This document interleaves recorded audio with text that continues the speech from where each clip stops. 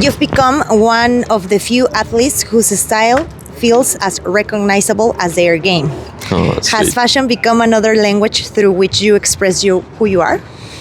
It's always been part of me. I wish I had more time to. Let's say I wish I had more time to deliver it and to try to show another, I think, more part of myself. I think eventually I'll be able to do that. I'll try to go to all the fashion weeks eventually and enjoy that. But I love fashion overall. And hopefully maybe one day I can be part of something very interesting on that side. So I have passion for fashion, right? So Okay. What does elegance mean to you today beyond the way you dress? I think elegance is it's a very it's a style, right? As we since we're on that topic, I mean, and I think the elegance can be expressed in so many different moments and places in what we do, from doing what we're doing to, you know, outside of our regular jobs. And I think it's a behavior, it's a manner that you've picked up not only from one day to the other, but I think of the course of your life, and of course also the domestication of how you've been brought up and all that. I think it matters a lot, and elegance and how you treat people, how you handle certain situations, and the grace we have, because I think this is it's not the easiest thing to do, but being able to do that, it shows, and I think this is part of elegance. Perfect answer.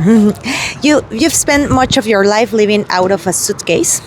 Is there an object, a book, or a piece of art you always return to because it reminds you of who you are?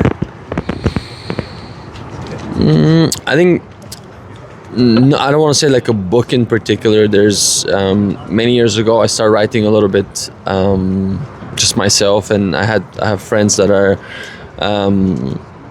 writers, and I wanted to have like a ghostwriter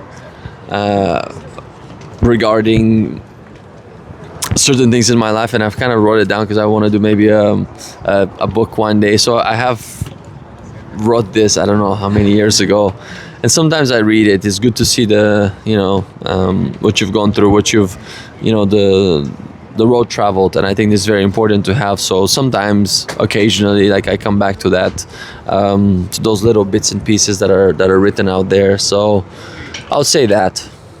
Yeah. I think we are going to see that book in the future. Let's see.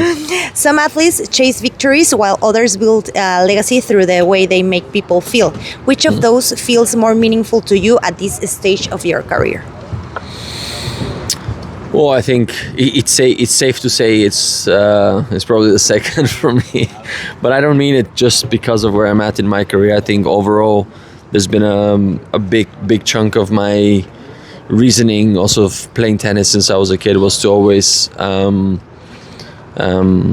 share my joy and my love for the game, and being able to deliver in a completely different manner. I think this was also one of the first messages my mom always said to me, is like, before you become a great champion, become a great person. And I think that really has stuck with me, and I think partially why I've played tennis early on in my life. Of course, it was because of the certain reasons that I wanted to help and do more with the sport, and have the platform to to encourage, to inspire, to give something back. So there was just a lot of different ways of me doing that, and I think also now where I'm at in my career, it's just way more important to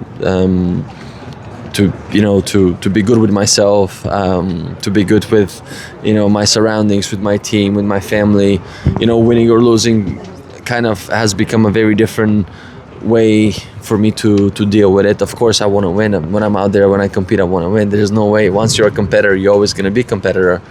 But being able to differentiate the two things now, I feel like it adds more. It adds more to my life, and of course, now I'm seeing, after so many years, the friendships and the that I have built with people around the world, and it's so humbling, and being able to feel that support after so many years, it means a lot to me. I think more than I can express it, more than the fans and everyone that has known me for so many years has done for me. So I'm truly grateful. I really appreciate that. Amazing. Last question. What do you like the most about the tennis lifestyle outside the court? What I like outside of the tennis, being like traveling, or like, how do you mean? Like maybe the experiences around the tournament. You just don't know what may happen. Like, as you said it very well, the experiences that you always get, the freedom that we get outside of it, the access to things that we get is pretty amazing, and we're so spoiled.